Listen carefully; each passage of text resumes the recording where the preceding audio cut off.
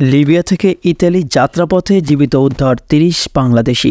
বিস্তারিততে যাওয়ার পূর্বে আপনারা যারা এই চ্যানেলে নতুন, চ্যানেলটি সাবস্ক্রাইব করে কমেন্টের মাধ্যমে আপনার মতামত শেয়ার করুন।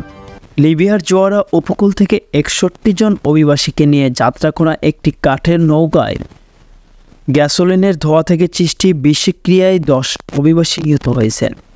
জার্মান এনজিও রেস্কিউ এ তথ্য নিশ্চিত করেছে। লিবিয়া উপকূল থেকে যাত্রা করা নৌকাটি সোমবার ১৭ জন ভোরে ইতালির লাম্পেদুসা উপকূল থেকে ৪০ মাইল ৬০ কিলোমিটার পশ্চিমে এসে ঝুঁকিতে পড়ে যায়। ভূমধ্যসাগরের সক্রিয় সংস্থা এলাম ফোন থেকে প্রাপ্ত তথ্যের উপর ভিত্তি করে নৌকায় থাকা ব্যক্তিদের মাল্টা উপকূলে অবস্থিত সার্চ অ্যান্ড রেস্কিউ জোন থেকে উদ্ধার করে জার্মান এনজিও রেস্কিউ শিপের মানবিক উদ্ধার জাহাজ নাদির।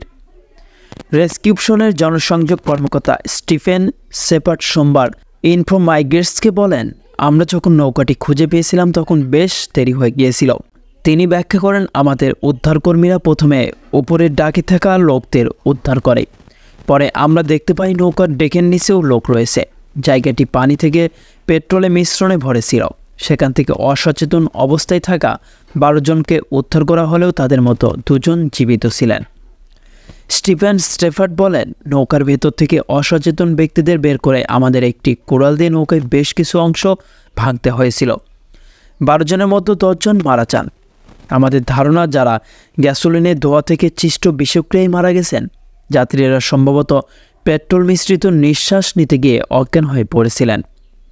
পরে নৌকায় পানি ঢুকলে অজ্ঞান ব্যক্তিরা পানিতে ডুবে যান। রেস্কিউশনের তথ্য অনুযায়ী জীবিত উদ্ধার হওয়া ৫১ জনের মধ্যে ৩০ জন বাংলাদেশি এবং বাকিরা পাকিস্তানি, মিশর ও সিরিয়ার নাগরিক। নিহতদের সবাই পুরুষ অভিবাসী। প্রাথমিকভাবে তাদের জাতীয়তা নিশ্চিত করা যায়নি। রেস্কিউশনে জানিয়েছেন, লিবিয়া থেকে যাত্রা করা কাঠের নৌকাটি অভিবাসী বোঝাই ছিল, যার ফলে স্থান সংকুলান হয় লোকদের ডেকের নিচে রাখা হয়েছিল। অসচেতন ২ অভিবাসীকে উদ্ধার জাহাজ নাদিরে এনে অক্সিজেন দেওয়া হয়েছিল। এই ঘটনায় ২ ঘন্টা পর ইতালির উপকূলরক্ষীরা এসে পৌঁছায়। তারা এই ২ ব্যক্তিসহ মোট ৫১ জনকে উদ্ধার করে। রেস্কিউশনে অভিযোগ করেছে, ইতালীয় কোস্টগার্ডেরা আপাতত মরদেহগুলো উদ্ধার না করায় সেগুলো আমাদের উদ্ধার জাহাজে আছে, কিন্তু আমাদের পালতোলা নৌকায় লাশ রাখার জন্য পর্যাপ্ত জায়গা নেই।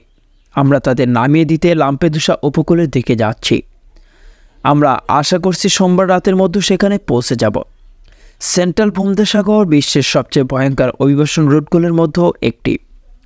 যুদ্ধ এবং দারিদ্র্য থেকে বাঁচতে ইউরোপীয় ইউনিয়নে প্রবেশ করতে চাওয়া অভিবাসীরা ব্যাপকভাবে এই রুট ব্যবহার করেন। আন্তর্জাতিক অভিবাসন সংস্থা IONF গত বছর প্রায় ৩,১৫০ জন অভিবাসী ভূমধ্যসাগরে নিখোঁজ হয়েছেন। ২০২২ সালে এই সংখ্যা ছিল ২,৪১১ জন। সংবাদের এ পর্যন্তই। পরবর্তী নিউজ আপডেট পেতে আমাদের সাথেই থাকুন। ধন্যবাদ।